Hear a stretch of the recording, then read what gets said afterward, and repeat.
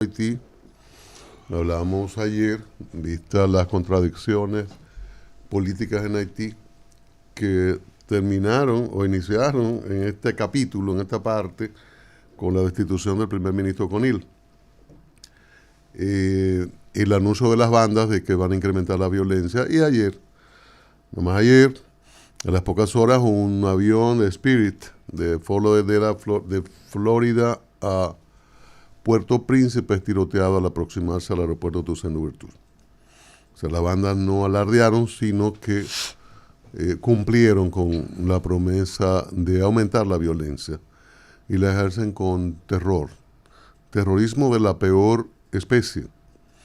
Porque no es un barrio, es atacar lo que venga en el avión. No se sabe quién viene, cuántos son. Es terrorismo de factura internacional. Y estaba buscando aquí cuando Estados Unidos designa a un país a grupos terroristas, todas las consecuencias de esto. No encontré el dato de forma específica, pero vi una declaratoria de Cuba de parte del gobierno de Trump, cuando Trump Pompeo, hace unos años, será el 19 creo, a Cuba por patrocinio, por no cooperar con Estados Unidos para atacar el terrorismo o con apoyar a grupos como el FMLN. Eso era lo que apoyaban las condenas a Cuba y la reiteración de sanciones. Y con grupos internacionales que en algunos momentos Estados Unidos ha designado como terroristas. O sea, a terroristas se le combate, una suerte de declaratoria de guerra. Por eso el presidente Abinader decía, son acciones de terror, es terrorismo. Tiene que declarar a los terroristas. Pero Estados Unidos en esto es lento.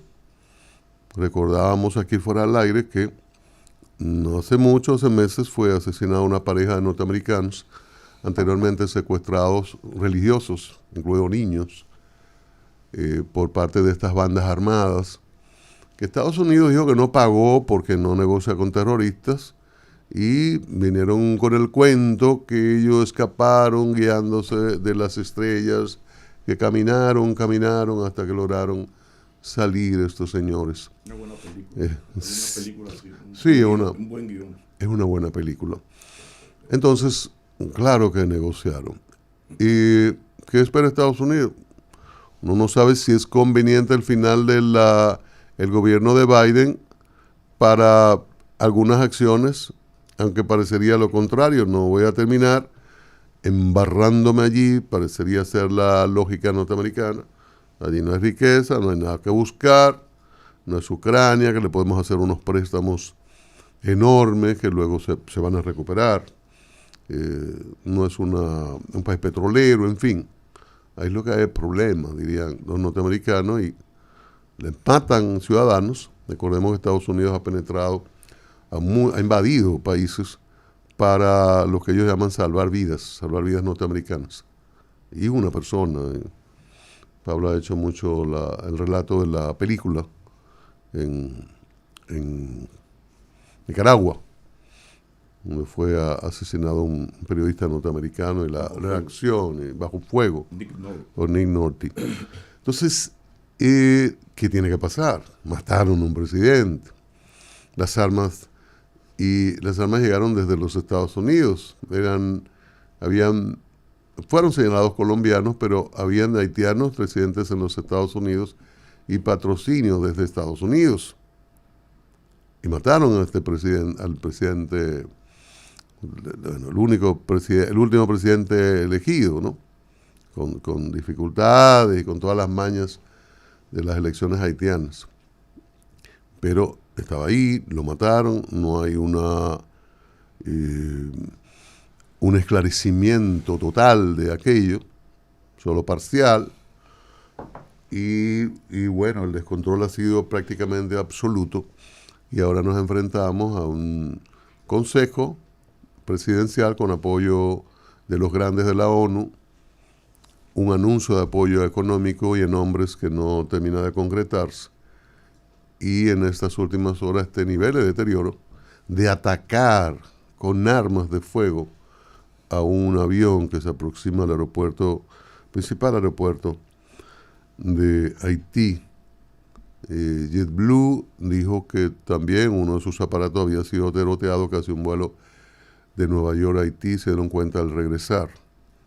Estas líneas, JetBlue, Spirit y otras, han anunciado suspensión de los vuelos en una aerolínea francesa también, que hace un vuelo a Haití a través de una de las islas y otra que hace un vuelo a través de Santo Domingo. Han anunciado la suspensión de estos vuelos. Ahora, ¿qué va a pasar? Uno no ha visto reacción desde Estados Unidos muy sensible a este tipo de cosas. El presidente dominicano ha puesto, ha gritado voz en cuello, porque somos los vecinos. Se le dio asistencia al avión que tuvo que desviarse a Santiago. Se dieron cuenta de la magnitud del ataque. Parte uno de la tripulación herido levemente, pero ¿qué hubiese ocurrido si una de estas balas llega al tanque, llega a la zona de los combustibles? ¿Qué estaríamos hablando hoy? Hoy probablemente muchas condenas internacionales, mucho bla bla bla, como ha ocurrido en OEA y ONU en los últimos años. Es una situación muy, muy delicada, sobre todo para nosotros, para los haitianos primero, y para nosotros que compartimos la isla, y esa es una situación mayor. Desde Estados Unidos se espera que lo que van a decir, y de los países que supuestamente tienen un compromiso en la ONU para ayudar. Pues eso se le ha dejado a los kenianos, le han dado 32 pesos a los kenianos, y como diría un Julián Roa, entre morenos te vea, dale aquello, que vayan allá, sea eso así. Y los morenos de al lado que ya viven juntos, que asuman una parte de los que se desplazan, y se acabó el problema. Pero es un asunto mayor, muy, muy delicado, muy delicado.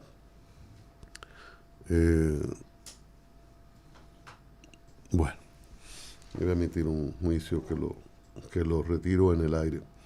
Y de otro lado, un tribunal de apelación decidió cambiar la medida de coerción a los implicados en el caso Camaleón.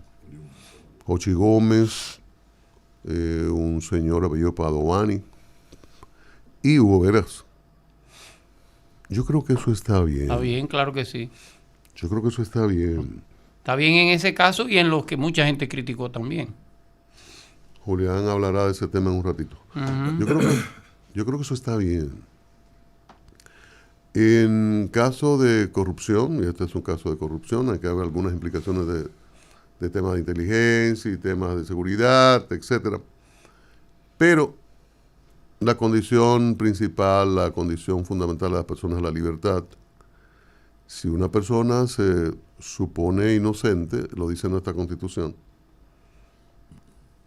hasta que se demuestre lo contrario en una sentencia en firme, la condición de lo irrevocablemente juzgado, entonces no hay por qué tener prisión adelantada.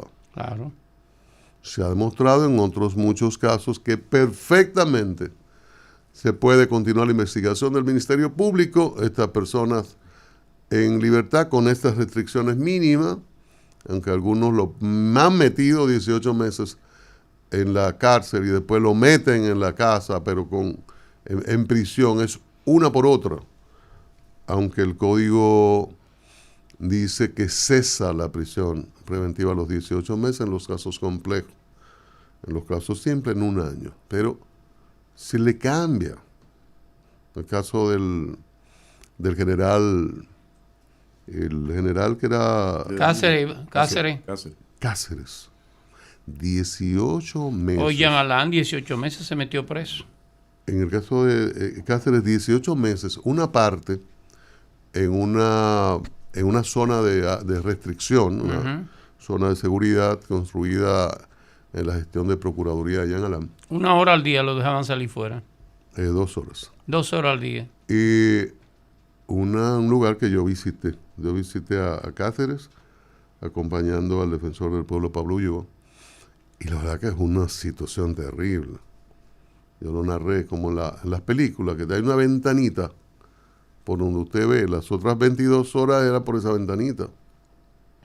Pero eso es tortura psicológica, sí, claro, para luego negociar. Sí, esto ablandamiento, que ha pasado tortura con psicológica Gómez, para ablandar. Cristian, es sumamente positivo, porque ahora que excepcionalmente se ha hecho esto, se trata de que las autoridades correspondientes traten, negocien, hablen, aconsejen, celebren, asesoren, hagan lo necesario para que los jueces no entren en ese lawfare político, porque no hay que esperar que llegue un apresado, un imputado que maneje información privilegiada sobre la vida privada de mucha gente, para que por temor esos poderes fácticos pidan a ese juez por la izquierda que por favor le dé fianza. Que insisto, yo defiendo, estoy de acuerdo con esta fianza. Yo también. A Jochi, yo también. A Hugo, estoy totalmente de acuerdo. Yo también. Pero que sea esa la línea, que lo de Cáceres, de esa tortura psicológica para luego negociar, no se haga. Pablo introduce un elemento interesante. Un dato. Tiene que ser ponderar el caso y la norma. Yo siempre he dicho que la mayor responsabilidad en esto, sin quitar niveles de responsabilidad, actuaciones que me parecen hasta mañosas del Ministerio Público, pero yo siempre digo que la responsabilidad es del juez, que es el garante de mis derechos. El Ministerio Público que pida lo que le da la gana es el juez, porque estos lo hicieron. Y otros jueces han dicho, no, mándalo a su casa, perfectamente puede llevar el caso. Y otros se casan, la mayoría, con el año, si piden el año, con los 18 meses.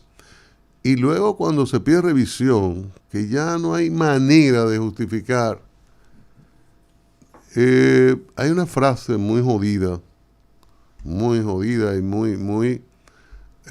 para asumirla es una gran irresponsabilidad, que dicen los presupuestos no han cambiado. O sea, todo lo que tomamos en cuenta se mantiene. En algún momento el Ministerio Público dijo que era un peligro, que había riesgo de que esta persona se fugara o para la investigación. Entonces pasan 3 meses, 6, no hay un carajo, la investigación debió concluir, no concluye. El caso es fuerte, sólido. Pasan más meses y cuando se pide una revisión, la obligatoria que es trimestral, u otra en algún momento que pide a la defensa, entonces dicen los presupuestos no han cambiado, se mantienen la misma situación. Pero ¿cómo que no han cambiado? Eso pasa. Con estos comentarios uno corre el riesgo de le diga, porque es Hugo. Sí, es Hugo. El caso no es Hugo. Yo digo, en el caso de uno como comunicador, que le digan, este lo favorece porque es Hugo. Y no es, y Pablo hace una anotación, subraya interesante. No es Hugo. Estamos hablando de Jochi Gómez, un hombre perseguido aquella vez, recuerden, el gobierno de Leonel Fernández, fue a prisión, hubo hasta helicóptero y eso, unos operativos, y luego siguió, han dicho que tenía unos implantes de inteligencia, hasta se habló alrededor del Pegasus, en fin, y de información de mucha gente. Y ahora el contrato del uso y funcionamiento de los semáforos, de que se utilizaba otro tipo de información o se trataba de lograr otra información, en el que Indotel detecta señales al aire y el expresidente Fernández denunció una situación irregular. Y Pablo sabe lo que dice cuando hizo esa anotación hace un ratito. Pero en sentido general, hay que reflexionar sobre esto. Y son los jueces. Y eso se lo anotamos aquí cuando nos visitó, atendió nuestra invitación el presidente de la Suprema Corte de Justicia. Decimos los jueces, que son los garantes, son los jueces. Usted no se puede acobardar y no póngase a vender naranjas en una esquina, póngase a vender frutas en una esquina, si usted tiene miedo. Y que es otra cosa. Si usted tiene miedo a los medios, y que es otra cosa. Mande a periodistas del cachimbo que no conocen el expediente, que no conocen lo que dice el código, que la Constitución conocen de forma por arriba 3 artículos. No al carajo. Es el juez. Pero no le hagan rueda de prensa en la escalinata del Palacio tampoco. No importa, que le hagan la jodida rueda de prensa que le hagan. Mande al carajo a esos fiscales también. Pero usted es juez. Usted tiene el coraje suficiente para dar la condena o la absolución que usted entienda es coherente con la Constitución y las leyes.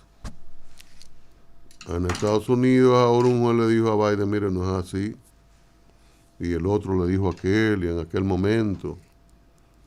Y Miriam dijo que no es así, le escribió una carta a Balaguer y Cano dijo que no es así en otro momento. Y José Alejandro Vargas le dijo, no, espérate, este hombre tiene, yo lo puse en libertad, desde aquí que tiene que salir. ¿Cómo que usted fiscal me dice que no? Tienen lo va a familia meter los preso jueces otra también. vez. La presidencia Entonces, de la Suprema Corte de Justicia no podría quejarse cuando ocurre que en los pasillos lo ha hecho. Se critica la decisión. O sea, yo voy a un juicio. Y lo ha hecho. Y si yo pierdo es porque el juez está... Exactamente. ¿Qué hacer? Porque también hay que pensar en el ciudadano que tiene hijos y tiene gana familia, 100,000 pesos, no tiene un coronel que le proteja, ni 2 vehículos. Y tiene hijos en las escuelas y cosas. No, pero difícil. Yo sé que ha habido héroes, gente que uno quiere mucho y respeta como doña Miriam. No me gustó, pero la situación es fea. No me gustó la defensa de el ustedes fiscal dos. cuando pierde no puede hacer una rueda de prensa. Perdón. El juez, yo digo, un juez que se respeta enfrenta eso. Y no tienen quien le proteja a la familia y eso, pero es... Si un juez puede dar una decisión contra un narcotraficante o una persona de mucho poder, de corrupción política, ¿cómo que no puede enfrentar vainas que le diga a un ministerio público en una escalinata? Y tiene que decirlo. Que los jueces hablan por sentencia, eso era hace rato. Lo del ministerio público no puede dar a conocer la información y las filtra. Si usted filtra y usted me acusa en una escalinata. La justicia son las 2 patas. Espérate, Julián, no me tire vainas así, con un turno. Muy bien. Si usted me dice vainas en una escalera, yo le digo 8 desde el despacho o de otra escalinata. Y se acabó. O en ese momento el procurador y la Suprema van a llamar a una reunión para calmar los ánimos, pero que se arme rebú. Y cuando lo hagan otra vez, usted le responde otra vez. Y los jueces tienen que asumir esa línea.